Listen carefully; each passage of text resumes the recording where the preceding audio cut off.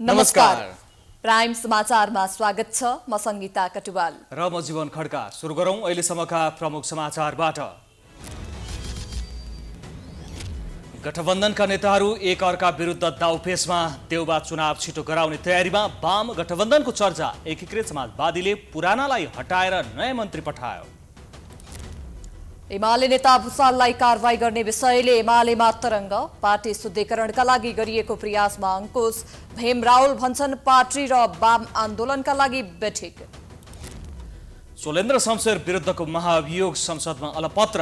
सत्तारूढ दलसँग 2/3 नभएपछि निलम्बनमै सीमित। निलम्बनकै अवस्थामा घर पठाउने तयारी। संसारभर नै वातावरण प्रदूषण बढेकोमा चिन्ता। काठमाडौँ पनि विश्वको प्रदूषित शहरको सूचीमा। विद्युतीय सवारी साधनमा जोड। प्लास्टिकको प्रयोग रोक्न सुझाव। खेतीको समय हुनै लाग्दा देशैभर मल अभाव। दाङ सहित अधिकांश जिल्लाका किसान मर्कामा। सबैमा रोपाई नभए उत्पादनमा ह्रास आउने। सोमालियामा लामो समयदेखि जारी खडेरीका कारण खाद्यान्नको अभाव। बालबालिकामा कुपोषणको समस्या बढ्दै।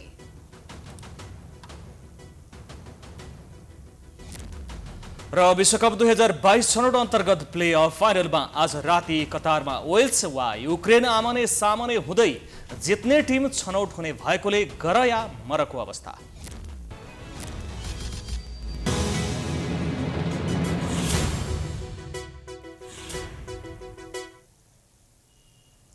अब समाचार विस्तारमा। स्थानीय तहको निर्वाचनपछि अब प्रदेश र संघीय संसदको निर्वाचनको चर्चा सुरु भएको छ।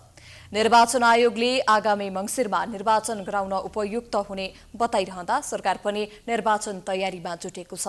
प्रधानमन्त्री शेरबहादुर देउवा सकभर यही गठबन्धन कायम राखेर छिटो निर्वाचनमा जान चाहन्छन्। तर सत्तारूढ गठबन्धनका शीर्ष नेताहरूले चुनावी सरकारको बारेमा अनेक टिप्पणी र गृह कार्य गरिरहेको विषय सतहमा आएको छ।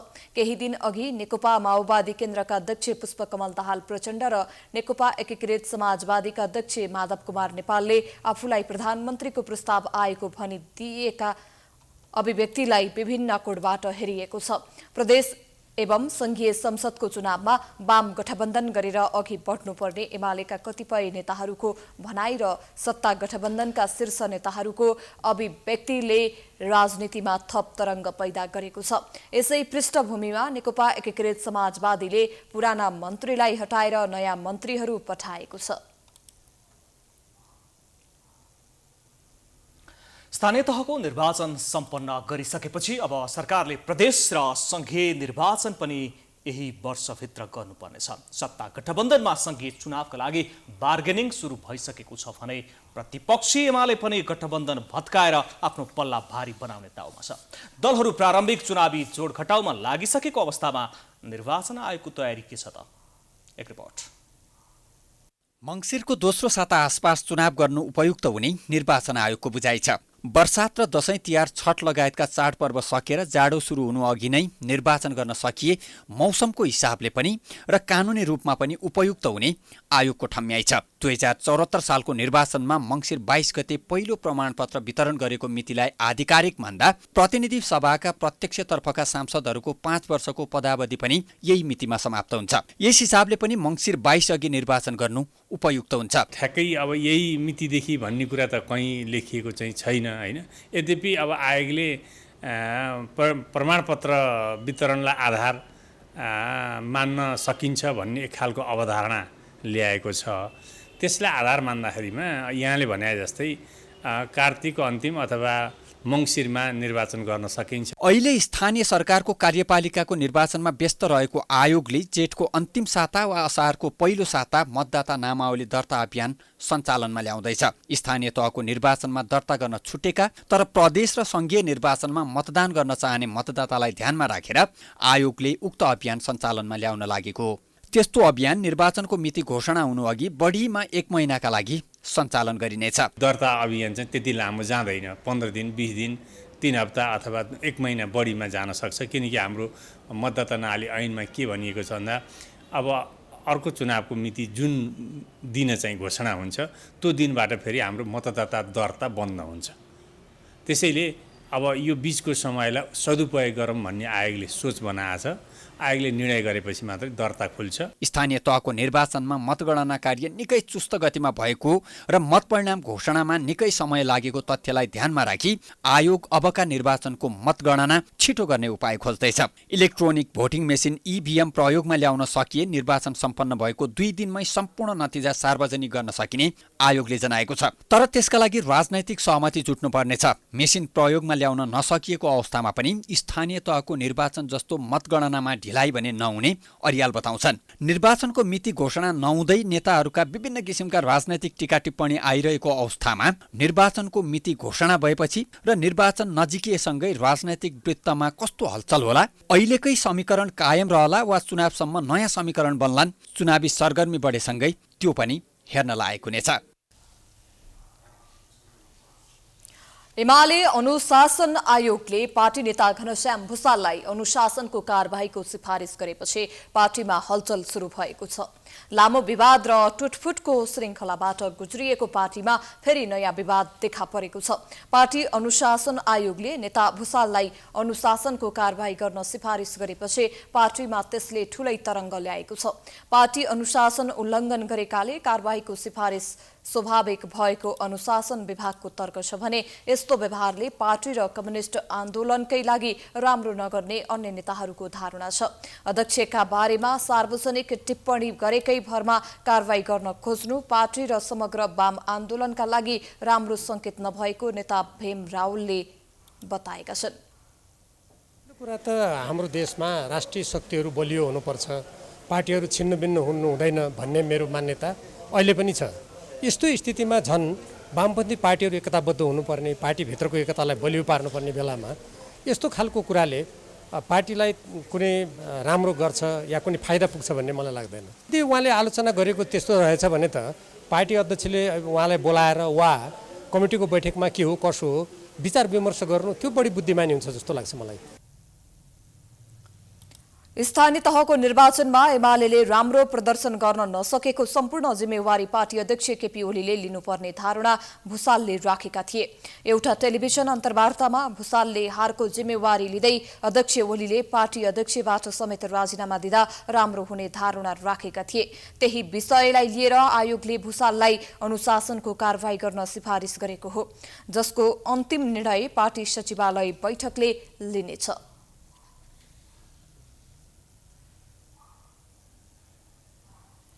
नेकपा एकीकृत समाजवादीले सरकारमा सहभागी मन्त्री फिर्ता बोलाएर नयाँलाई मौका दिएको छ। शेरबहादुर देउवा नेतृत्वको सरकारमा अहिले रहेका 4 जनालाई फिर्ता बोलाएर नयाँलाई मन्त्री बनाउने निर्णय गरेको हो। अब प्रक्रिया पूरा गरेर नयाँ मन्त्रीहरूले जिम्मेवारी सम्हाल्नेछन्। एक रिपोर्ट। नेकपा एकीकृत समाजवादीको सचिवालय बैठकले आइतबार सरकारमा रहेका मन्त्रीलाई फिर्ता बोलाएर नयाँ पठाउने निर्णय गरेको हो। सरकारमा रहेका आफ्ना मन्त्रीहरूलाई फिर्ता गराउने निर्णय गरिसके केही मन्त्रीहरूको यात्रा टुङ्गिने भएको छ। पार्टीले कानुन मन्त्री रहेका गोविन्द शर्मा बन्दी बाहेक अन्यलाई फिर्ता बोलाउने निर्णय गरेको हो। एकीकृत समाजवादीले संस्कृति पर्यटन तथा नागरिक उड्डयन मन्त्रीबाट प्रेमबहादुर आले, स्वास्थ्य तथा जनसङ्ख्या मन्त्रीबाट विरोध खतिवडा, शहरी विकास मन्त्रीबाट रामकुमारी झाँक्री र श्रम रोजगार तथा सामाजिक सुरक्षा मन्त्रीबाट कृष्ण कुमार श्रेष्ठलाई फिर्ता बोलाएको हो। उनीहरूको स्थानमा जीवनराम श्रेष्ठलाई संस्कृति पर्यटन तथा नागरिक उड्डयन, मेटमणि चौधरीलाई शहरी विकास, शेरबहादुर कुँवरलाई श्रम तथा रोजगार मन्त्री बनाइएको छ। स्वास्थ्य तथा जनसङ्ख्या राज्य मन्त्री रहेका भवानी खापुङलाई भने मन्त्रीमा बढुवा गरिएको छ। स्वास्थ्य राज्य मन्त्रीमा हिरा केसीलाई पठाउने निर्णय भएको छ। पार्टीका तर्फबाट 6 महिनाका लागि मन्त्री बनाइएकाहरूको समयावधि नागेको भन्दै बैठकमा समीक्षा हुँदा बहालवाला मन्त्रीहरूलाई फिर्ता बोलाएर नयाँ पठाउने निर्णय भएको थियो। अध्यक्ष माधव कुमार नेपालले मन्त्री परिषद हेरफेर नियमित प्रक्रिया भएको बताएका छन्। निर्णयबारे पत्रकारहरूलाई संक्षिप्त प्रतिक्रिया दिँदै अध्यक्ष नेपालले मन्त्री बनाउने बेलामै 6 महिनाका लागि भन्ने तय गरिएको बताए। परिवर्तन गर्नुभयो होइन मन्त्रीमण्डल? हजुर। किन गर्नुभयो? मन्त्रीहरू रिसाउलान्। यो त प्रक्रियाहरू हो। पहिले पनि हामीले 6 महिना भनेकै थियौँ, सुरुदेखि नै भनेकै कुरा हो। र त्यो एउटा रेगुलर प्रोसेसभित्र गरेको। खाइपाई आएकाहरू रिसाउनुहुन्छ? हजुर। उहाँहरू 2 जना मन्त्री चाहिँ रहनुहुन्न कि पार्टीमा भन्ने छ, के भन्नुहुन्छ अध्यक्ष? हजुर, पछि कुरा गरौँ न। मन्त्रीको जिम्मेवारी पाएकाहरूले प्रक्रिया पूरा गरेर शपथ ग्रहण तथा पदभार ग्रहण गर्नेछन्। प्रतिनिधि सभाको चुनाव आगामी मङ्सिरभित्र गर्ने तयारी भइरहेका बेला नयाँ मन्त्रीहरू बढीमा 6 महिना मात्रै काम गर्ने अवसर पाउनेछन्।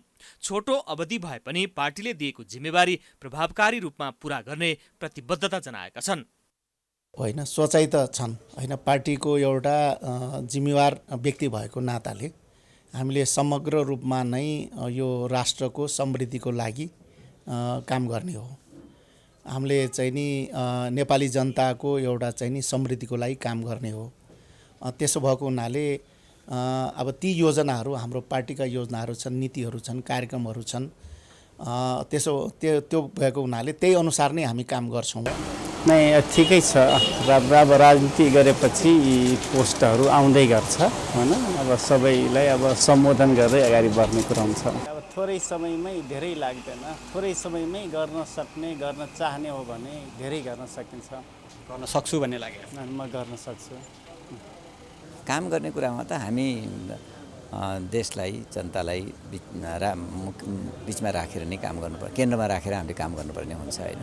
हामी छोटो समयमा क्रुसियल बेला जिम्मेवारी पार्टीले दिएको छ र पार्टीले दिएको जिम्मेवारीलाई हामी इमान्दारतापूर्वक हामीले पालना गर्नुपर्छ र लागू गर्नुपर्छ। त्यति हो। सफल हुन्छु भन्ने विश्वास एकदमै विश्वास छ। हामी एउटा जनताका छोरा हौँ, हलीगोठालाको छोरा हौँ।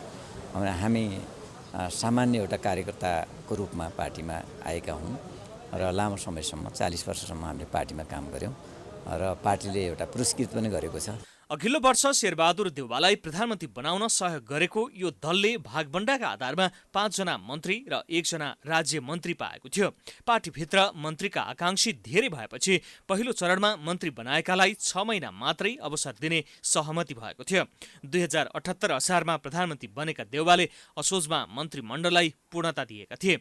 अहिले सरकारमा नेपाली कङ्ग्रेस, नेकपा माओवादी केन्द्र, जसपा र नेकपा एकीकृत समाजवादी सहभागी छन्।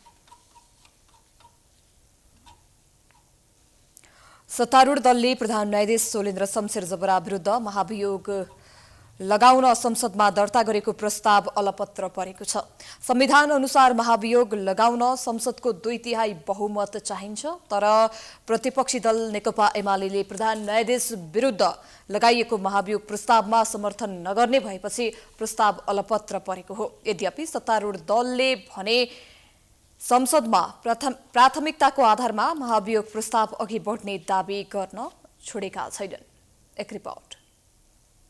2078 साल फागुन 1 गते सत्तारूढ दलका 98 जना सांसदहरूले प्रधान न्यायाधीश सोलेन्द्र शमशेर जबरा न्याय सम्पादनमा गम्भीर नबनेको, स्वच्छ छवि कायम गर्न नसकेको, निष्पक्ष र जिम्मेवार न्यायालयको जगेर्ना गर्न नसकेको, विधिको शासन र संवैधानिक सर्वोच्चता कायम गर्न नसकेको, सर्वोच्च अदालतभित्र विकृति, विसङ्गति र भ्रष्टाचार अन्त्य गर्न उदासीन बनेको लगायतका आरोप लगाउँदै संसद सचिवालयमा महाभियोग पत्र दर्ता गरेका थिए।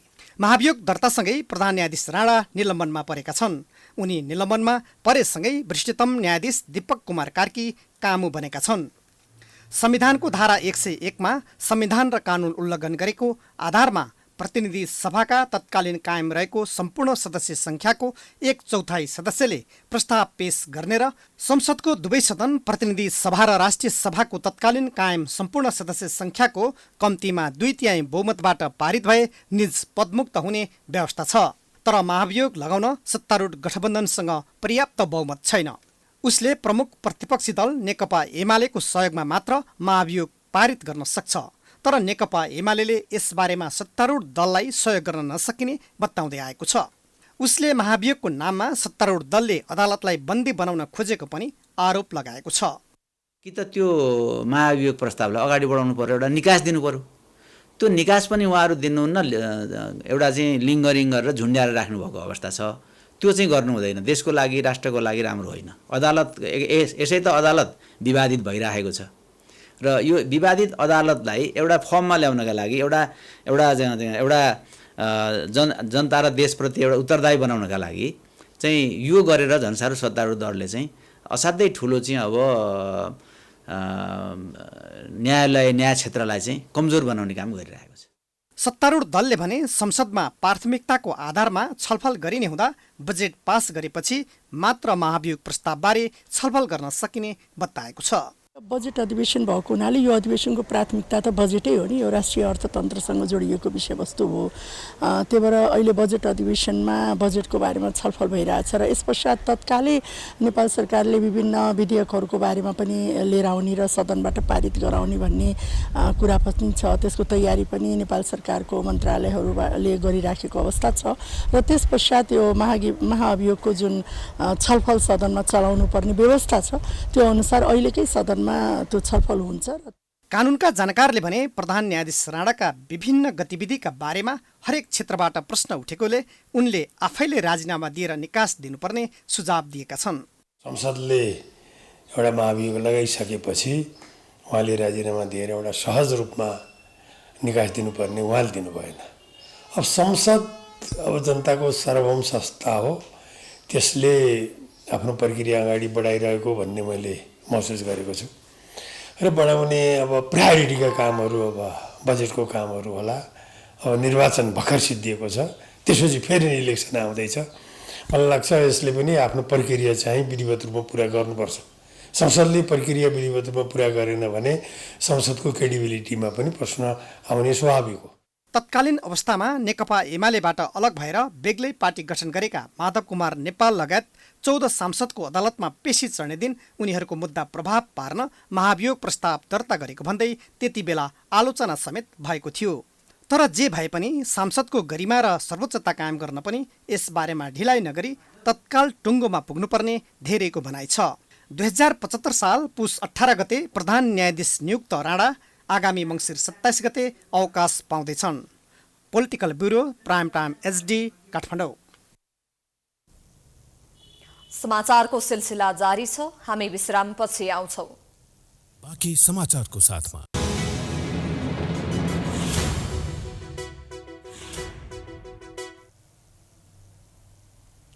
विश्रामपछि पुनः स्वागत छ। अब बाँकी समाचार। रूपन्देहीको रोहिणी गाउँपालिका 3 मा बस दुर्घटनामा परेर ज्यान गुमाएका 9 जना मध्ये 8 जनाको शनाखत भएको छ। मृतक 9 मध्ये 8 जनाको शनाखत भएको रूपन्देही प्रहरीले जनाएको छ। आज बिहान जनकपुरबाट भैरवा जाँदै गरेको लु 2 ख 3841 नम्बरको बस भैरवा परासी हुलाकै सडक खण्डको पुलबाट खसेको थियो। दुर्घटनामा परेर मृत्यु हुनेमा 3 जना भारतीय नागरिक छन्। भारतीय नागरिक अरविन्द शर्मा, नागेन्द्र शर्मा र सञ्जय गुप्ताको मृत्यु भएको प्रहरीले जनाएको छ। अन्य मृत्यु हुनेहरूमा तिलोत्तमा नगरपालिका 2 योगीबुटी घर भएका 56 वर्षीय विष्णु पौडेल, रौतहट चन्द्रनिगाहपुर बस्ने वर्ष 20 का दिनेश दास, बुटवल उपमहानगरपालिका वडा नम्बर 11 घर भएका कृष्ण प्रसाद बस्याल, रूपन्देहीको ओम सदिया बस्ने 65 वर्षीय राजेन्द्र पाण्डे र तिलोत्तमा 8 घर भएकी तुलसी बस्याल रहेका छन्। 1 जना मृतकको पहिचान खुल्न बाँकी रहेको प्रहरीले जनाएको छ। बसमा सवार 33 जना मध्ये 25 जना पुरुष, 6 महिला र 2 बालिका थिए। दुर्घटनामा घाइतेको मेडिकल कलेज भैरवामा उपचार भइरहेको छ।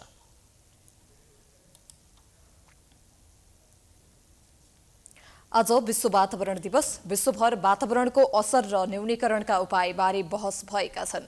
पछिल्लो समय जनसङ्ख्याको बढ्दो चाप सँगसँगै प्रदूषण पनि विकराल बन्दै गएको छ। संघीय राजधानी काठमाडौँमा फोहोर मैलाको उचित व्यवस्थापन नहुँदा प्रदूषणले नराम्ररी गाँजेको छ। एक रिपोर्ट। वातावरणलाई स्वच्छ राख्न तथा वातावरण जोगाउन विभिन्न जनचेतनामूलक कार्यक्रम गरी मनाइएको छ। विभिन्न स्थानमा सरसफाई गर्ने, वृक्षारोपण गर्ने लगायत जनचेतनामूलक कार्यक्रम गरी दिवस मनाएको हो। पछिल्लो समय बढ्दै गएको वातावरणीय प्रदूषणका कारण यस्ता कार्यक्रम तथा योजनालाई गिज्याइरहेको भान हुन्छ। उद्योग कल कारखाना एकातर्फ छन् भने अर्कोतर्फ त्यसबाट निस्किने फोहोर मैला तथा अन्य फोहोरको उचित व्यवस्थापन नहुँदा झन्झन समस्या बेकराल बन्दै गएको छ, जसका कारण जनस्वास्थ्यमा समेत गम्भीर समस्या निम्तिँदै गएको छ। कुनै पनि संक्रमण त्यहाँ यदि के विकास भएको अवस्था छ भने त्यो हामीले खान्छौँ र खाइसकेपछि चाहिँ त्यो अब व्यक्तिमा पहिला हुन्छ र व्यक्तिको जुन मलमूत्र हुन्छ त्यो जब फेरि त्यहाँबाट चाहिँ अरूलाई सार्दै जाने हो। त्यसले गर्दाखेरि सबै त्यही फोहोरबाटै जानुपर्छ भने चाहिँ त्यहाँ चाहिँ केही व्यक्ति मात्र त्यसले गर्दा बिरामी भयो भने त्यो सङ्क्रमित बिरामीहरू र विशेष गरेर जसले चाहिँ कहिलेकाहीँ चाहिँ लक्षणै देखाउँदैन ती व्यक्ति त अब क्रियाशील भएर घुमिरहेको अवस्था हुन्छ। त्यस अहिले बढिरहेको प्रदूषणका नकारात्मक असरका कारण दीर्घकालीन समस्या बन्न सक्ने चिन्ता व्यक्त हुन थालेको छ। विश्वको जनसङ्ख्याको चाप निकै तीव्र छ। करिब 10,000 वर्ष अघि पृथ्वीमा जीवन भएकाहरूको संख्या करिब 50 लाख थियो भने हाल यो संख्या 6 अर्ब पुगेको एक तथ्याङ्कले देखाएको छ।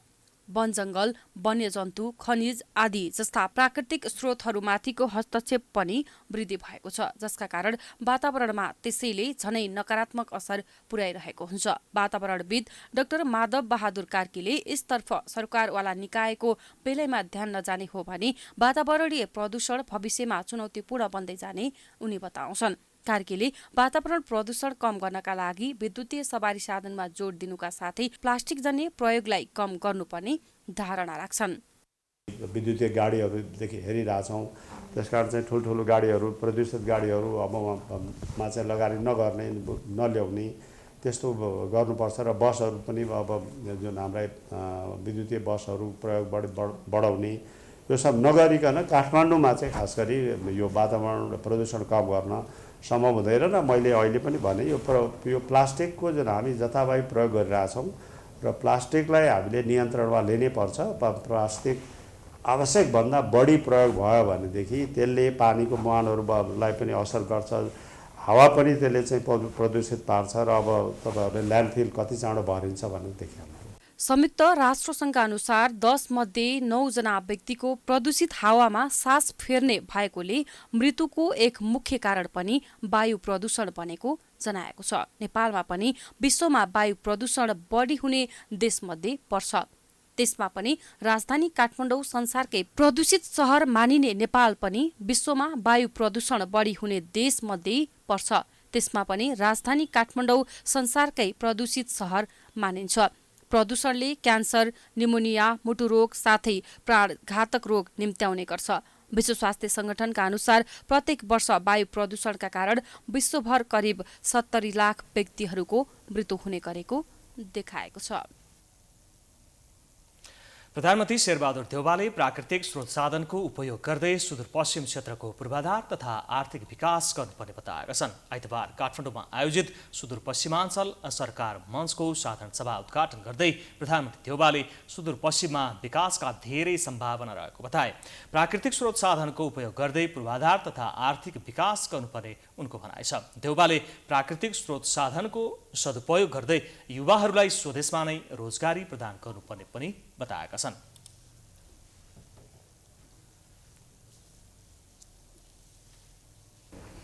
देशको सुदूरपश्चिमको आर्थिक अवस्था अझै पनि उठ्न सकेका छैन, तर सुदूरपश्चिममा एकदमै धेरै विकासका सम्भावना छन्। लगानीकर्ताहरूले अझै पनि आफूलाई चाहिँ त्यहाँ चाहिँ सुरक्षित मानेका छैनन्, त्यसकारण लगानीकर्तालाई पनि सुरक्षाको व्यवस्था दियो भनेदेखिलाई विदेशी स्वदेशी सबै लगानीकर्ता आएर हाम्रो सुदूरपश्चिममा सबभन्दा बढी धनी प्रदेश हुन सक्ने प्रदेश छ। त्यसैले यसको चाहिँ मलाई विश्वास छ विकास हुनेछ। प्रधानमन्त्री देउवाले भौगोलिक विकटता लगायतका कारणले सुदूरपश्चिम पछाडि परेको कारण त्यस क्षेत्रका युवाहरू रोजगारका लागि भारत जान बाध्य भएको तर्क गरे। त्यस्तै उनले सुदूरपश्चिमलाई विकासको हब बनाउनका लागि दोधारा चाँदनी ड्राइपोर्ट आवश्यक रहेको धारणा राखे। गृहमन्त्री बालकृष्ण खाँडले संसदमा विचाराधीन रहेको नेपाल नागरिकता ऐन 2063 संशोधनबारे सरकारवाला निकायसँग छलफल गरेका छन्। आइतबार गृह मन्त्रालयमा दलहरूबीच सहमति जुटाएर प्रतिनिधि सभाको जारी अधिवेशनमा नागरिकता ऐन प्रस्तुत गर्ने विषयमा छलफल भएको हो। छलफलमा महिला बालबालिका तथा ज्येष्ठ नागरिक मन्त्री उमा रेग्मी, कानून न्याय तथा संसदीय मामिला मन्त्री गोविन्द प्रसाद कोइराला, नेपाली कांग्रेसकी प्रतिनिधि सभाकी सचेतक पुष्पा भुसाल, महान्यायाधिवक्ता खम्बबहादुर खाँती लगायत सहभागी थिए। गृह मन्त्रालयका प्रवक्ता सहसचिव फणेन्द्र मणि पोखरेलले प्रतिनिधि सभाको राज्य व्यवस्था तथा सुशासन समितिको सभामा पेश गरेको प्रतिवेदनमा सहमति जुटाएर संसदमा पेश गर्न विभिन्न राजनीतिक पार्टीसँग छलफल गर्ने निर्णय भएको जानकारी दिए। हामी सदनमा पेश गर्ने भन्ने बारेमा मान्य मन्त्रीज्यूहरू बिच छलफल भएर र त्यहाँ पार्टीको सदस्यता पनि हुनुहुन्छ, नेपाली काङ्ग्रेस पार्टीको सदस्यता पनि हुनुहुन्छ, उहाँहरू सबै बिच छलफल भएर यसलाई अबको सदनमा हामीले कसरी जाने, कसरी सहमति जुटाउने, कुन कुन विषयलाई सम्बोधन गरेर राम्रो हुन्छ भन्ने विषयमा छलफल भएर त्यही टुङ्गोमा पुगेको अवस्था चाहिँ छ। नागरिकता ऐनमा वैवाहिक अंगीकृत जन्मसिद्ध नागरिकका सन्तानलाई दिने नागरिकता, गैर आवासीय नागरिकलाई दिने नागरिकता, आमाको नामबाट नागरिकता दिने लगायतका विषयमा सहमति जुट्न सकेको छैन। सरकारले भने प्रतिनिधि सभाको यही अधिवेशनमा नागरिकता ऐन पेश गर्ने तयारी गरेको छ।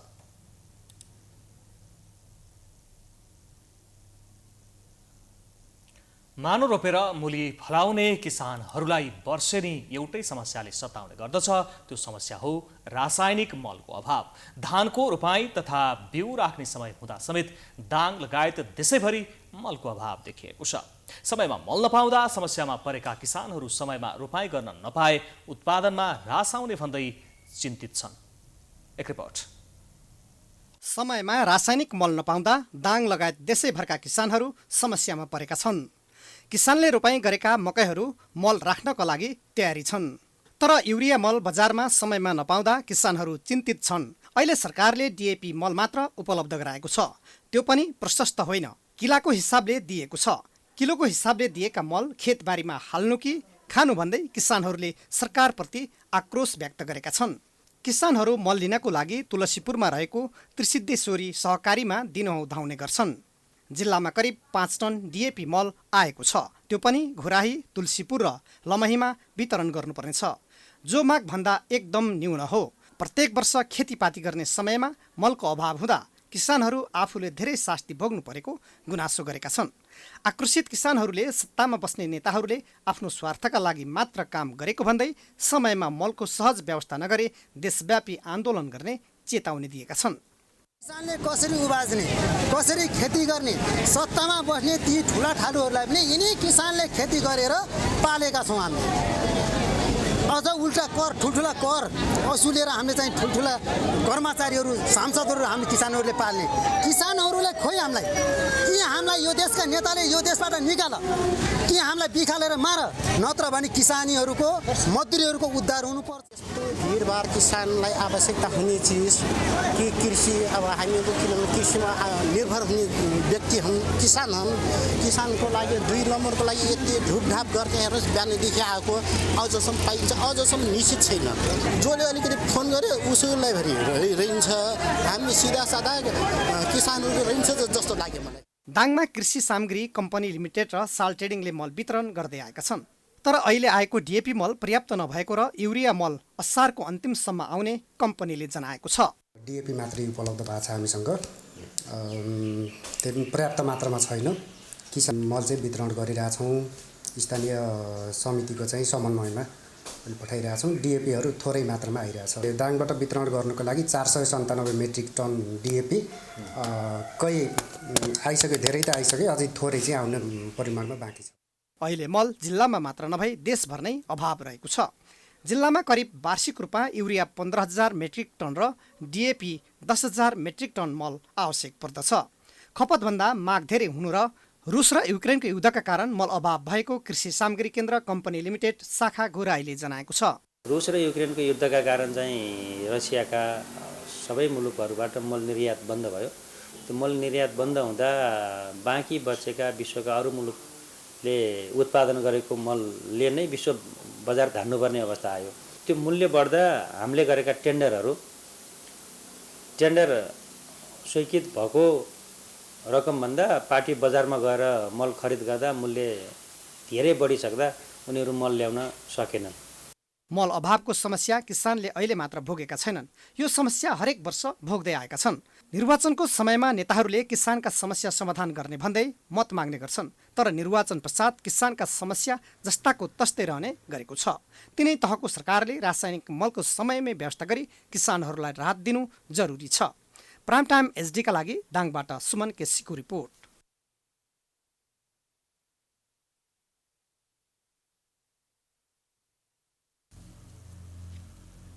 ज्येष्ठ शुक्ल पक्ष कुमार षष्ठी अर्थात् नेवार समुदायले धुमधामका साथ सिथी नख पर्व मनाएका छन्। भगवान कुमारको जन्मदिन समेत भएकाले यस दिन नेवार समुदाय कुमारको पूजा गरी मास, मुगी, केराउ लगायतका दलहनबाट बनेका विशेष प्रकारको पकवान बारा खाने प्रचलन रहेको छ। यस वर्ष घरमा भर्खर भेत्रिएको नयाँ गहुँको मुछ्या मडी अर्थात् भुटेको गहुँको पिठोमा चिनी मिसाएर मुठी पारी बनाइएको विशेष खालको रोटी समेत खाने गरिन्छ। सिथी नखको दिन नेवार समुदाय मुहान, इनार, कुवा, पोखरी, धारा लगायतका पानीको स्रोत सरसफाई गर्दछन्। वर्षातको बेला बगेर आउने भेल र खानेपानीको मुहानमा फोहोर पानी मिसिएर दूषित नहोस् भने पानीको मुहान र स्रोतको वरिपरि समेत सरसफाई गरी निकास खोल्ने गरिएको हो। साथै हिउँदमा पुरिएको, थुनिएको र सुकेको मूललाई वर्षातको पानीले फुटाउने भएकाले पनि सिथी नखको दिन पानीको मूलको सफाई गर्ने गरिएको छ। सिथी नखको दिन किसानले खेतबारीमा काम गर्न हुँदैन भन्ने धार्मिक मान्यता रहेकाले एका बिहानै घर गोठमा रहेको गाई वस्तुको गोबर मललाई खेतबारीमा पुर्याउने गर्दछन्। त्यसपछि आफ्नो घर आँगन सफा गरी सिथी नख पर्व मनाउन थाल्दछन्।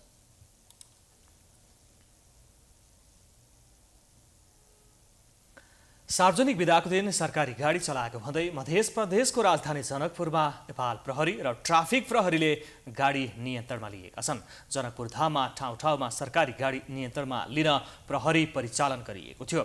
सरकारी गाडी सेतो नम्बर प्लेट देख्ने बित्तिकै प्रहरीले नियन्त्रणमा लिए होल्ड गर्ने गरेका छन्। हिजो शनिबार र आज आइतबार गरी 14वटा सरकारी गाडी नियन्त्रणमा लिएको ट्राफिक प्रहरीले जनाएको छ। प्रहरीका अनुसार बिदाका दिन चल्ने सरकारी नम्बर प्लेटको गाडीलाई कारबाही गर्न जेठ 6 गते नै परिपत्र पठाइएको छ। जिल्लाहरूमा पत्र पुगिसकै ट्राफिक प्रहरीले कारबाही अभियान चलाएको छ।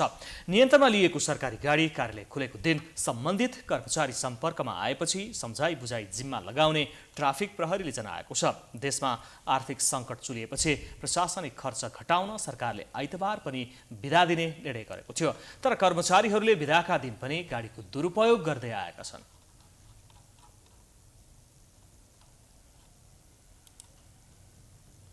नेपालमा यस वर्षको मनसुन सरदर मितिभन्दा अगाडि प्रवेश गरेको छ। विशेष गरी नेपालमा जुन 13 गतेदेखि मनसुन भित्रिने सरदर मिति हो। यस वर्ष सरदर मितिभन्दा अगाडि नै नेपालको पूर्वी भूभागमा मनसुन प्रवेश गरेको जल तथा मौसम पूर्वानुमान महाशाखाले विज्ञप्ति मार्फत जानकारी दिएको छ। मुलुकका अन्य भूभागमा भने केही दिनपछि मनसुन प्रवेश हुने महाशाखाद्वारा जारी विज्ञप्तिमा उल्लेख छ। यस वर्ष काठमाडौँमा फागुन पहिलो सातादेखि नै छिटपुट वर्षा भइरहेको छ। वैशाख 1 पछि त झन काठमाडौँमा बढी नै वर्षा भएको छ। तैपनि प्री मनसुनमा पर्नुपर्ने जति वर्षाको परिणाम पुग्न सकेको छैन। मार्च, अप्रिल र मे प्री मनसुन हुने महिना हुन्। यस पटक मे महिना सुरु भएपछि मात्र सबैतिर वर्षा भएको छ। ढिलो गरी प्री मनसुन सक्रिय भए पनि यो वर्षको मनसुन भने करिब साता अघि नै भित्रिने सङ्केत देखिएको मौसम पूर्वानुमान महाशाखाले जनाएको छ।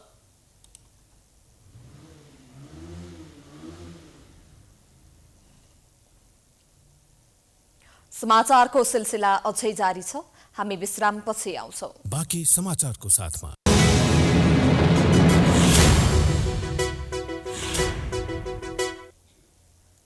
विश्रामपछि पुनः स्वागत छ। अब आर्थिक समाचार।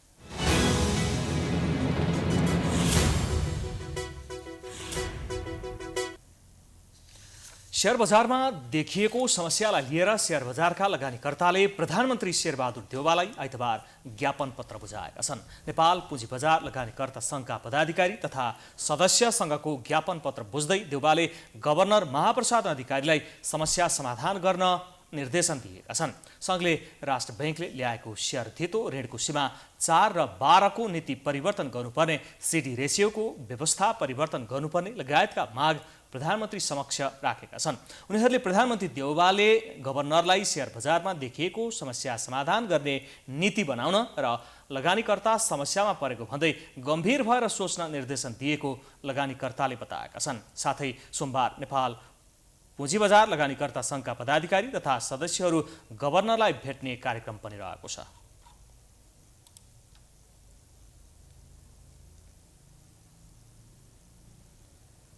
संसदमा अर्थमन्त्री जनार्दन शर्माले जेठ 15 गते प्रस्तुत गरेको आर्थिक वर्ष 2079-80को बजेटको विभिन्न पक्षका बारेमा संसदमा बहस जारी छ।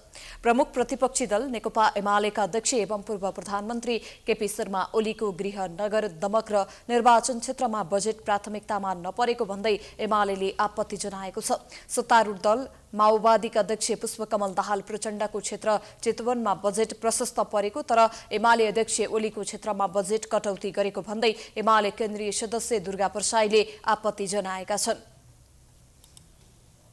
प्रचण्डज्यूले चाहिँ के गर्नुभयो भनेदेखि चालेको खरानी पनि चितवनले लानुभयो क्या, कुरा बुझ्नु भएन? चालेको खरानी पनि भनेपछि सबै कुरा चितवनले लानु भएको छ क्या अहिले। जस्तो हाम्रो झापा जिल्लाको बजेट पनि अरू क्षेत्रको बजेट काटेर पनि सबै चितवन मात्रै लानुभएको छ। मैले अस्ति एउटा इन्टरभ्यूमा भने कि चितवन मात्रै नेपाल हो त? उहाँहरूले जुन काम गर्नु भएको छ नि, जुन केपी ओलीमाथि जुन काम गर्नु भएको छ, एक दिन इतिहासले पनि चिन्छ, सम्पूर्ण जनताले चिन्छन्। विगतमा एमाले अध्यक्ष ओली प्रधानमन्त्री हुँदा बस पार्क सहितको सिटी पार्क निर्माण गर्ने, चिल्ड्रेन प्याराडाइज स्थापना गर्ने लगायतका ठाउँको बजेट कटौती भएको प्रसाईले बताए।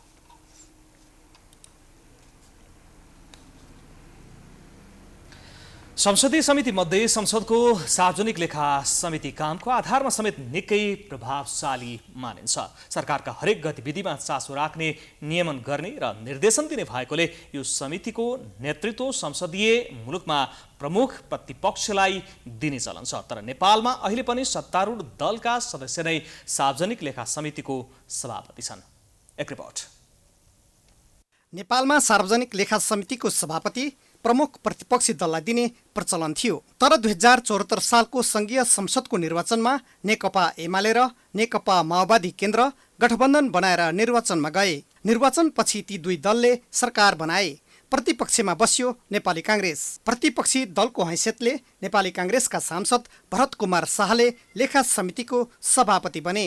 तर नेकपाको सरकार आन्तरिक खिचतानीका कारण 3.5 वर्ष कार्यकालमा नै ढल्यो र कांग्रेस सत्तामा पुग्यो। कांग्रेस सत्तामा गएपछि विभिन्न राजनीतिक बहानामा प्रमुख प्रतिपक्षी दल नेकपा एमालेले लामो समयसम्म संसद अवरुद्ध गर्यो। एमालेले संसद अवरुद्ध गरेकै कारण लेखा समितिको सभापति प्रतिपक्षलाई दिने बारे कुनै छलफल हुन नसकेको कांग्रेसको भनाइ छ। अब बिना शर्त एमालेले संसद सुचारू गर्न दिएका कारण यसबारे छलफल हुने र टुङ्गोमा पुगिने कांग्रेसको भनाइ छ। संसारमा डेमोक्रेटिक मुलुकमा सार्वजनिक लेखा समिति विपक्षी दललाई नै दिने प्रक्रिया हो। तर अहिले चाहिँ यो जुन समितिहरू छ, सबै समितिमा एउटा समिति नेपाली कांग्रेसले लिएको हो र समग्रतामा अन्य समिति, विकास समिति, अन्य समितिहरू पनि चाहिँ समग्रमा चाहिँ होमाउनु पर्नुपर्छ भन्ने कुरो छ। यद्यपि अब विपक्षीले जोरदार मागेको अवस्थामा भर्खरै हाउस चाहिँ खुल्यो होइन। अब हाउस अवरुद्ध थियो। अब यो जो बजेट 15 गते हाउस खुलेको अवस्था भएको कारणले त्यो अवस्था आयो भने नेपाली कांग्रेसले सार्वजनिक लेखा समिति छोड्न तयार। सरकारले गरेका हरेक निर्णयको बारेमा लेखा समितिले चासो राख्न सक्छ। सरकारको खर्च पारदर्शी छ कि छैन, सरकारी काममा कस्तो प्रगति भयो, नियमन समेत लेखा समितिले गर्छ। सरकारका हरेक काम कारबाहीमा गुण र दोषका आधारमा नियमन गर्ने, निर्देशन दिने तथा चित्त बुझ्दो काम नगरेमा काम बद्दर समेत गर्न सक्ने लेखा समितिको अधिकार छ। तर सरकारले आफ्नो दोषलाई छोप्न अन्तर्राष्ट्रिय प्रचलन विपरीत समितिको नेतृत्व आफ्नो पार्टीलाई नदिएको एमालेको आरोप छ। यो गलत तरिकाले गरिएको खर्चलाई कसले हेर्ने? लेखा समितिले हेर्ने। अब लेखा समितिलाई एउटा जुन चलन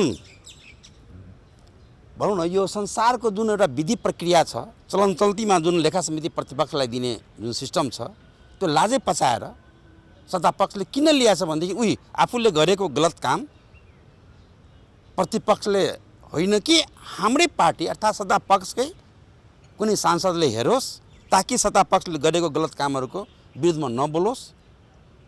त्यो सोचको साथ उहाँहरूले स्वयं राख्नु भएको छ। संसदीय व्यवस्थामा सरकारले विकास लगायत हरेक कुरामा खर्च गर्ने र प्रमुख प्रतिपक्षी दलका सदस्यको नेतृत्वमा रहेको लेखा समितिले अनुगमन गर्ने, राम्रो नभए सुधारको मौका दिने, नसुधारिए कामको प्रकृति नै परिवर्तन गरिदिने हैसियत राख्छ।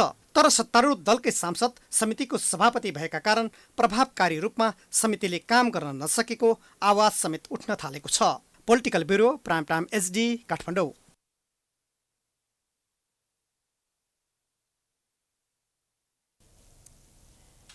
अब अन्तर्राष्ट्रिय समाचार।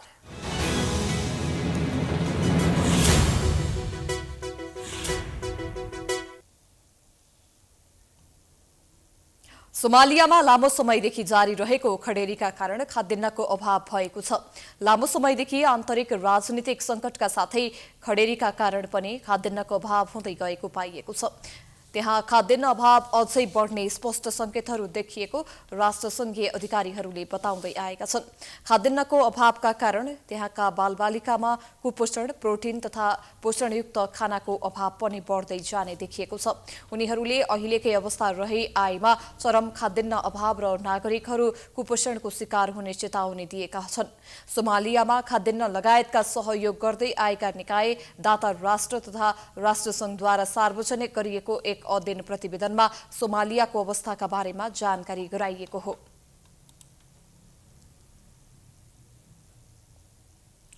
अब खेलकुद समाचार।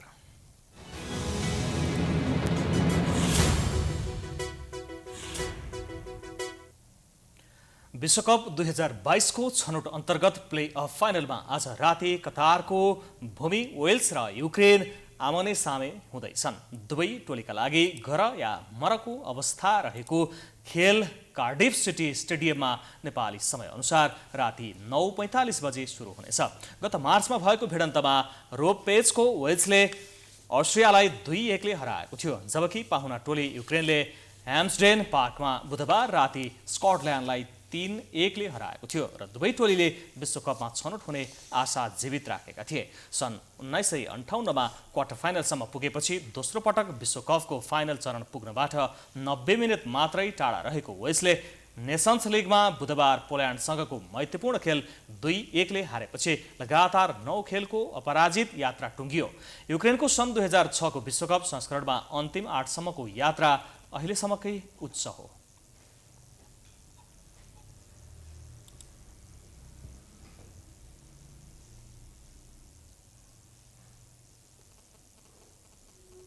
यो सँगै हामी समाचारको अन्त्यमा आइपुगेका छौं। जाँदा जाँदै प्रमुख समाचार पुनः एकपटक।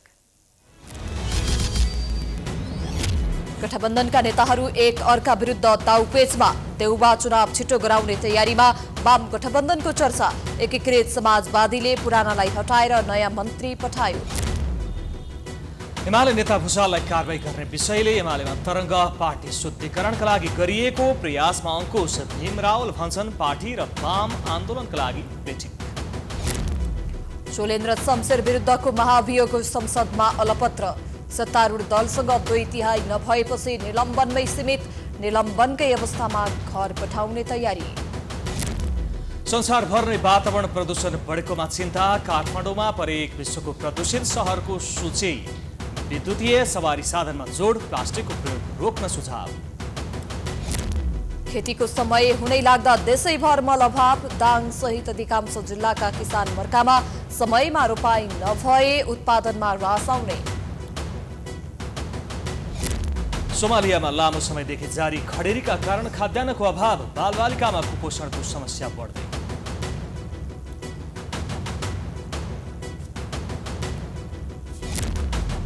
र विश्वकप 2022 छनौट अन्तर्गत प्ले अफ फाइनलमा आज राति कतारमा वेल्स र युक्रेन आम्ने सामने हुँदै।